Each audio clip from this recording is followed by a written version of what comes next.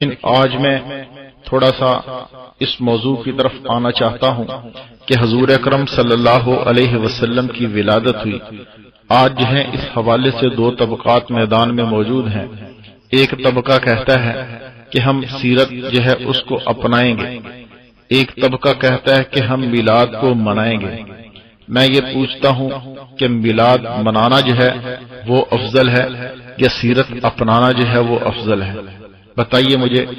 کہ میلاد منانا افضل ہے یا سیرت اپنانا افضل ہے؟ کیونکہ حضور اکرم صلی اللہ علیہ وسلم کی پیدائش کا مقصد جو تھا وہ یہ تھا کہ اللہ کے رسول صلی اللہ علیہ وسلم اس دنیا میں اس لیے مابعوث ہوئے تھے تاکہ باطل ادیان پر آپ کا جو پیغام حق ہے وہ غالب آ جائے۔ اور قرآن کریم میں بھی اللہ رب العزت نے ارشاد فرمایا والذی ارسل رسولہ بالہدی ودین الحق لیظہرہ علی الدین کلہ۔ اللہ رب العزت کا مقصد تو آپ کو بھیجنے کا یہ تھا کہ آپ کا لایا ہوا دین جو ہے وہ ادیان باطلہ پر غالب آ جائے۔ حضور اکرم صلی اللہ علیہ وسلم نے انسانیت کے دلوں پر محنت کی، انسانوں کے دلوں کو اللہ کی طرف موڑا، انسانوں کے دلوں کو اللہ کے ساتھ جوڑا۔ اب آپ دیکھیے 40 برس تک حضور اکرم صلی اللہ علیہ وسلم اپنی محنت کرتے ہیں، اپنی عبادت کرتے ہیں۔ آپ صلی اللہ علیہ وسلم اپنے عزیز و اقارب کے ساتھ بھی رہتے ہیں، آپ کے خیش و اقارب بھی آپ کے ساتھ ہیں۔ آپ اپنے اسی مولد و مسکن میں رہتے ہیں، اسی شہر مکہ میں رہتے ہیں۔ کوئی پتھر آپ کی طرف نہیں پڑتا، کوئی ہاتھ آپ کی طرف نہیں بڑھتا، بلکہ ہر کوئی آپ کو جو ہے صادق اور امین کہتا ہے۔ ہر زبان آپ کی جو ہے تعریف کرتی ہے، ہر کوئی آپ کو جو ہے وہ سچا اور ایمانت دار کہتا ہے۔ حتیٰ کہ جو مشرک اور کافر لوگ تھے وہ بھی آپ کی امانت اور صداقت کے اتنے قائل تھے کہ آپ کے پاس اپنی قیمتی امانتیں رکھا کرتے تھے۔ حتیٰ کہ ہجرت کی رات جب نبی اکرم صلی اللہ علیہ وسلم کو حکم ہوا کہ آپ جو ہے شہر مکہ کو چھوڑ کر ہجرت کر جائیے، اس رات بھی آپ کے پاس لوگوں کی امانتیں رکھی ہوئی تھی جو آپ نے حضرت علی کے سپرد کی کہ اے علی، آپ جو ہیں ان امانتوں کو لوگوں تک پہنچا کر مدینہ طیبہ تشریف لے آنا۔ دیکھیں میرے دوستو، جب تک اللہ کے رسول صلی اللہ علیہ وسلم نے انسانیت کو یہ پیغام نہیں دیا تھا کہ یا ایھا الناس قولوا لا الہ الا اللہ تفلحون، تو کوئی پتھر میرے آقا کی طرف نہیں پڑا۔ کسی نے جو ہے آپ صلی اللہ علیہ وسلم کو جو ہے شاعر اور مجنون نہیں کہا، کسی نے جو ہے آپ کے چہرے پر نہیں تھوکا، کسی نے آپ کے سر پر کوڑا کرکٹ نہیں ڈالا، کسی نے آپ کے جسد اطہر پر اونٹ کی گندگی بری اوج جو ہے وہ لا کے نہیں ڈالی۔ جیسے ہی میرے پیارے آقا حضرت محمد مصطفیٰ صلی اللہ علیہ وسلم نے اللہ کے دین کو لوگوں کے سامنے پیش کیا، جب اللہ رب العزت نے حکم دیا یا ایھا المدثر قم فانذر ربک فکبر وثیابک فطہر والرجز فاہجر ولا تمنن تستکثر ولربک فاصبر، جب اللہ کی طرف سے یہ حکم آیا پھر نبی اکرم صلی اللہ علیہ وسلم نے پیغام حق جو ہے وہ لوگوں تک پہنچانا چاہا۔ سب سے پہلے آپ نے اپنے قبیلے کو اکٹھا کیا اور اللہ رب العزت نے حکم دیا وانذر عشیرتک الاقربین، کیا میرے نبی اپنے قریبی جو عزیز و اقارب ہیں، آپ کے جو رشتہ دار ہیں، ان کو جو ہے توحید کی دعوت دیجیے۔ نبی اکرم صلی اللہ علیہ وسلم نے اپنی ساری برادری کو ایک پہاڑی پر اکٹھا کیا، غالباً کوہ صفا تھی، وہاں پر اکٹھا کر کے فرمایا کہ اے میری قوم، اے میری برادری والو، اے میرے مکہ کے رہنے والو، اگر میں آپ لوگوں سے کہوں کہ اس پہاڑی کے پیچھے جو ہے ایک بہت بڑا لشکر آ رہا ہے جو حملہ آور ہو کر تمہیں جو ہے نست و نابود کر دے گا، تمہیں جو ہے تباہ و برباد کر دے گا، کیا تم میری اس بات کا جو ہے وہ یقین کرو گے؟ سب نے جو ہے یک زبان ہو کر کہا کہ اے محمد صلی اللہ علیہ وسلم، جربنا لک مرارا، کہ کیوں نہیں، ہم آپ کی بات کا کیوں یقین نہیں کریں گے کہ آپ جو ہیں آپ تو سچے ہیں،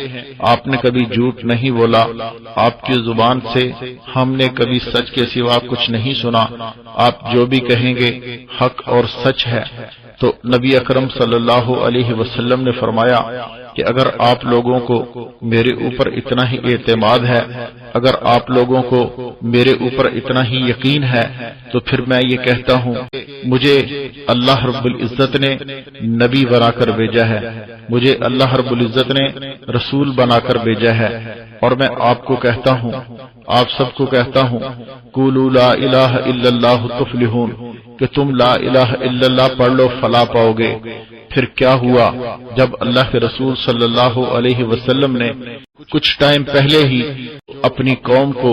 اپنے قبیلے والوں کو اکٹھا کر کے جو پوچھا کہ کیا تم مجھے سچا سمجھتے ہو، سب نے کہا کہ ہاں محمد، آپ سے بڑا سچا کون ہو سکتا ہے صلی اللہ علیہ وسلم۔ جب آپ نے اللہ کی توحید کی دعوت دی تو پھر کیا ہوا کہ وہی آپ کو سچا کہنے والے جو ہیں آپ کے اوپر پتھر برسانے لگے۔ سب سے پہلا پتھر اٹھا کے جس نے مارا وہ آپ کے چچا ابو لہب نے مارا،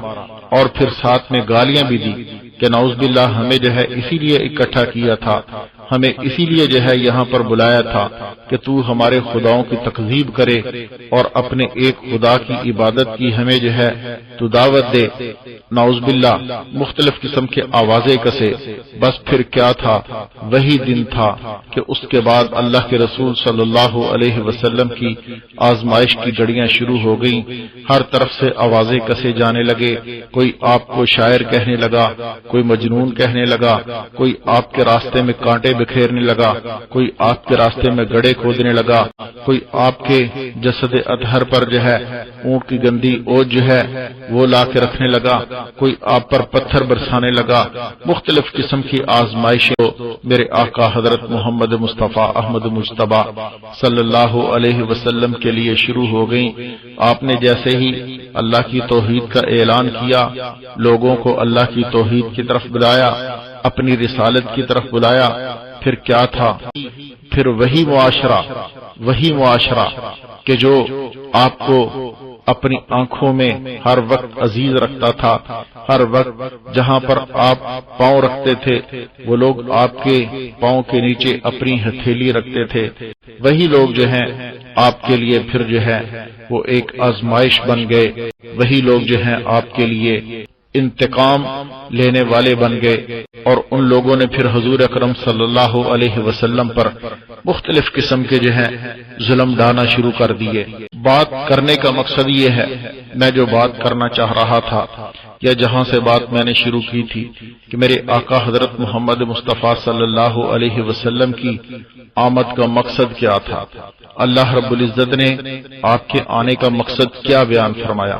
آپ کے آنے کا مقصد یہ تھا کہ انسانیت کو ہدایت کی طرف لایا جائے، انسانیت کو گمراہی سے نکال کر نور ایمان کی طرف لایا جائے، نور حق کی طرف لایا جائے۔ لیکن وہ لوگ اس بات پر جو ہے آنے کے لیے تیار نہیں تھے، بلکہ وہ مقابلے میں اتر آئے اور پھر آپ کو مارنا شروع کیا۔ آپ دیکھیں نبی اکرم صلی اللہ علیہ وسلم جب تک اعلان نبوت نہیں فرماتے، وہی چچا ہیں جو آپ کو ہر قسم کی آسائشیں اور آرام مہیا کرتے ہیں، وہی چچا ہیں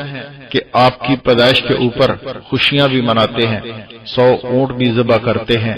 اپنی باندیوں کو بھی آزاد کرتے ہیں کہ ہمارے ہاں بتیجا پیدا ہوا۔ آج اگر ہمارا بھائی ہوتا وہ اپنے اس بیٹے کی پیدائش کے اوپر خوشی کرتا اور اس کے لیے جو ہے وہ بہت کچھ سامان راحت جو ہے اس کو مہیا کرتا۔ وہ چچا جو ہیں آپ صلی اللہ علیہ وسلم کے ساتھ اس وقت تک محبت کا اظہار کرتے ہیں جب تک میرے آقا صلی اللہ علیہ وسلم نے اعلان توحید نہیں فرمایا تھا۔ آج ہم میلاد منانے والوں کو جب یہ پوچھتے ہیں کہ بھائی آپ لوگ میلاد تو منا رہے ہیں لیکن نبی اکرم صلی اللہ علیہ وسلم کی آمد کا مقصد صرف میلاد منانا نہیں تھا، بلکہ آپ صلی اللہ علیہ وسلم کی آمد کا مقصد جو تھا وہ یہ تھا کہ پوری دنیا میں دین حق کا غلبہ ہو جائے، پوری دنیا میں نور حق کا غلبہ ہو جائے۔ تو وہ لوگ آگے سے ہمیں کیا جواب دیتے ہیں، آگے سے ہمیں کیا جواب ملتا ہے؟ دیکھو جی، ابو لہب نے میلاد منایا،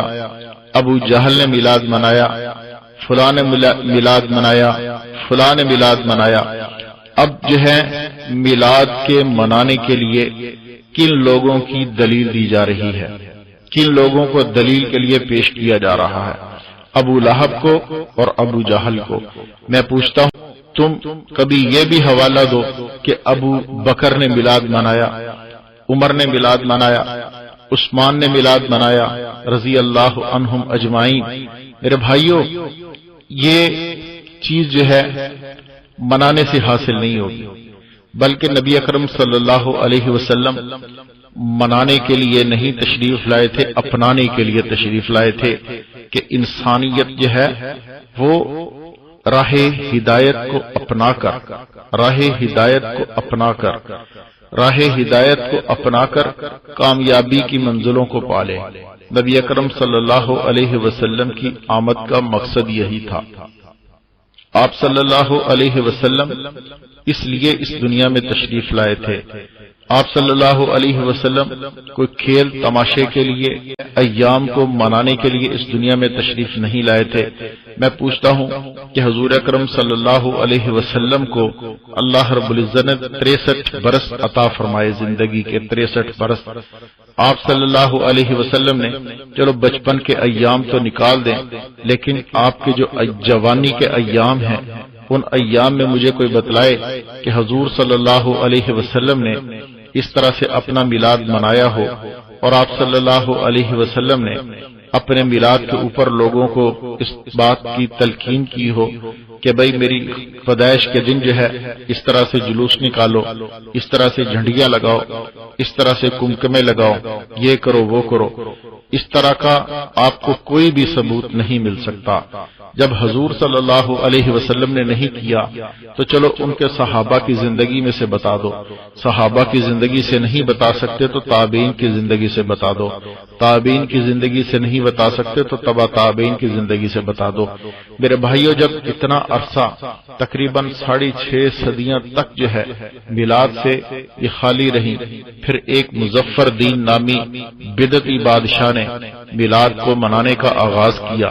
تو جو چیز 6.5 صدیاں تک جو ہے امت کے پاس نہیں، ایک بدعتی قسم کا، عیاش قسم کا بادشاہ اگر کوئی عمل کرتا ہے،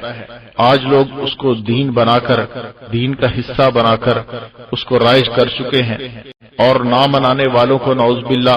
گستاخ رسول اور شیطان کہتے ہیں۔ میں یہ کہتا ہوں کہ یہ تمہاری حوات اور تمہاری یہ بکواس کہاں کہاں تک جاتی ہے۔